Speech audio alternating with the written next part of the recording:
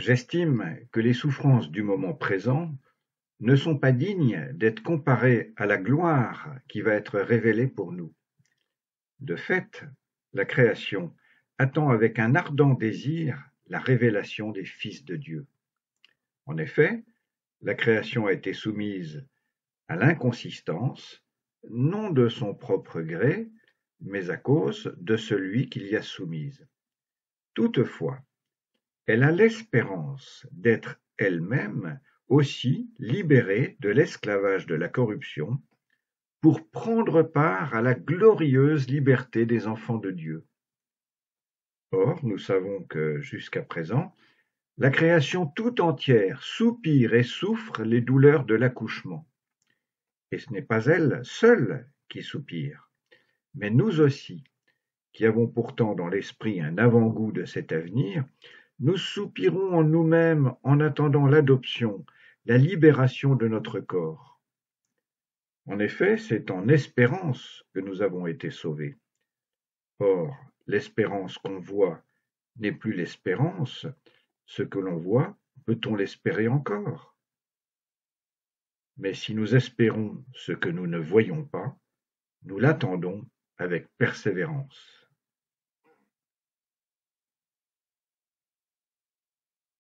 Donc, je sais pas, vous, comment est-ce que vous imaginez ça, la souffrance de la création?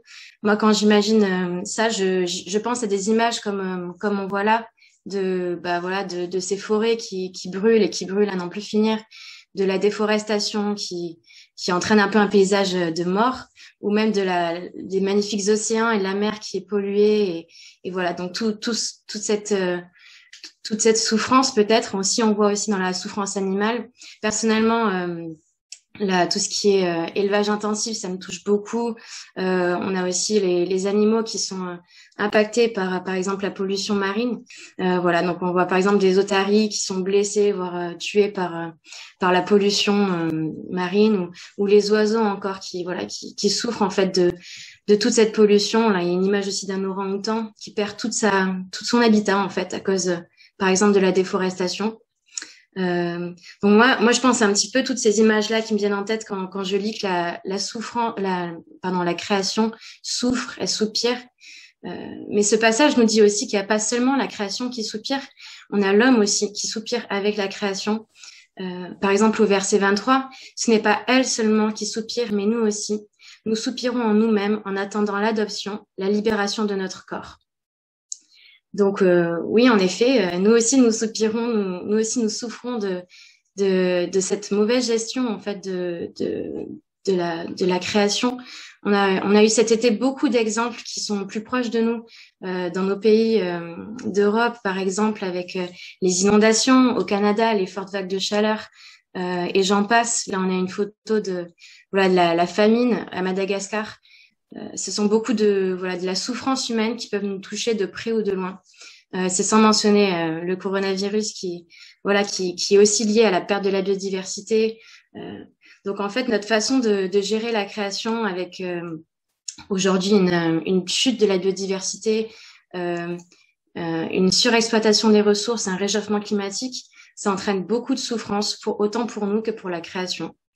Et dans ce passage de Romains, on nous dit que la création entière soupire, elle attend. Alors qu'est-ce qu'elle attend, cette création? Donc pour moi, je trouve une réponse dans les versets 19, 21 ou 23 qui nous dit qu'elle attend la révélation des fils de l'homme. On a aussi les termes la gloire, elle attend la libération de l'esclavage de la corruption. Elle attend une glorieuse liberté. Alors je ne sais pas, qu'est-ce que ça vous fait penser, vous, tous ces termes? L'adoption, la libération du corps, la glorieuse liberté. Est-ce qu'on arrive à imaginer ce que c'est que de prendre part en tant qu'enfant de Dieu à cette glorieuse liberté? Est-ce qu'aujourd'hui, déjà, on a des exemples de cette révélation? Moi, personnellement, quand j'y pense, j'ai des exemples peut-être autour de moi de personnes qui vont vivre cette révélation dans le sens où ils vont vivre une vie conformément à l'esprit. C'est ce que aussi Paul nous dit dans le début du chapitre 8, que grâce à Jésus, on est appelé fils et filles de Dieu et on peut laisser l'esprit de Dieu transformer notre vie nos modes de consommation, notre impact sur les autres, sur ce monde que Dieu nous a demandé de gérer. Et ça m'encourage quand je vois chez des frères et sœurs qui puissent dans leur relation avec Dieu, quand je vois qu'ils vont agir pour la création notamment.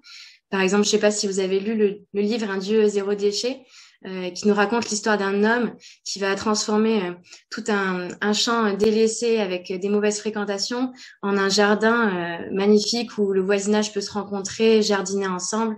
Donc ça recrée des relations autant avec la terre qu'avec les autres êtres humains ou avec Dieu par le partage de pourquoi est-ce qu'on fait tout ça.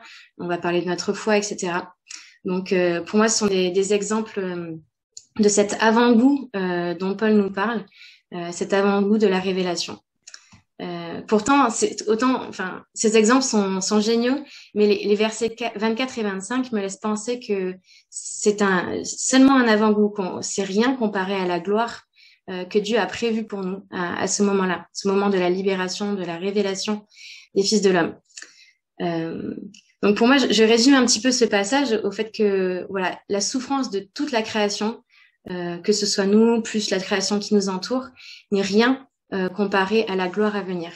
Et quand je lis ça, quand j'essaie de comprendre ça, j'ai une envie, c'est de louer Dieu pour la possibilité déjà de nous laisser aujourd'hui cet avant-goût, de nous laisser la possibilité d'être conduit par son Esprit Saint et de pouvoir admirer les merveilleux fruits que ça produit. J'ai aussi envie de le louer pour l'espérance à venir, donc pour la restauration totale et la libération complète qu'il nous promet. Donc oui, nous souffrons, la création entière souffre avec nous. Mais avec persévérance, nous espérons tous dans l'accomplissement de la promesse de Dieu, dans cette glorieuse liberté à venir.